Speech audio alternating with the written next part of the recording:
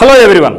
మరి విస్తీర్ణంలో అతిపెద్ద దేశాలు top 7 largest countries in the world, top 7 countries easy గుర్తుపెట్టాలనుకుంటున్నారా? మరి చూడండి, చాలా సింపుల్గా మీకు నేర్పిస్తాను. ఫస్ట్ కంట్రీ చూడండి, తర్వాత ట్రిక్ చెప్తాను. So Russia, Canada, China, USA, Brazil, Australia, India. గుర్తుందా? గుర్తుండదు. మరోసారి చదువు. రష్యా తెలుసు అందరికీ, ప్రపంచంలో అతి పెద్దది అని. మనకు ఇండియాకు 7వ స్థానం అందరూ తెలుసు. ఈ రెండు మాకు గుర్తుండిపోతాయి. మధ్యలో Canada, China, USA, Brazil, Australia. ఇది మర్చిపోతూ ఉంటాం. మీరే కాదు, నేను కూడా మీలాగా ప్రిపేర్ అయినప్పుడు నేను కూడా మర్చిపోయాను. తర్వాత ట్రిక్ నేర్చుకున్న తర్వాత ఇప్పటికీ కూడా నేను టాప్ 7 కంట్రీస్ మీరు ఎప్పుడు అడిగినా కూడా నేను చెప్పగలుగుతున్నా. అంటే దానికి కారణం నేను చెప్పిన ట్రిక్ గుర్తుపెట్టు కూడా.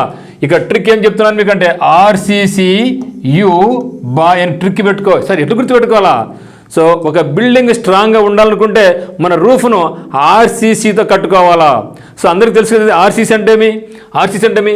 రీఇన్ఫోర్స్డ్ సిమెంట్ కాంక్రీట్ వేసుకోవాలా. రీఇన్ఫోర్స్డ్ సిమెంట్ కాంక్రీట్ వేసుకోవాలా. దేశం కూడా అంతే, ప్రపంచం కూడా అంతే. స్ట్రాంగ్ ఉండాలంటే సిమెంట్ వేసుకో. ఎవరు వేసుకో? నువ్వు వేసుకో.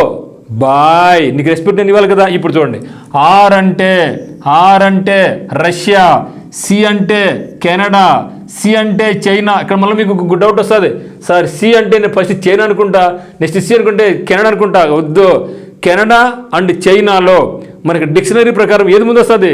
సిఏ ముందు వస్తుంది. Canada CANADA, China CHI. So కాబట్టి సిఏ ముందు వస్తుంది. కాబట్టి first Canada, Russia, Canada, China. ఎవరు వేసుకోవాలి? నువ్వు వేసుకో. నువ్వు అంటే యుఎస్ఏ. నీకు రెస్పెక్ట్ ఇవ్వాలి కదా. బాయ్ అంటే బి అంటే బ్రెజిల్, ఏ అంటే ఆస్ట్రేలియా, ఐ అంటే ఇండియా.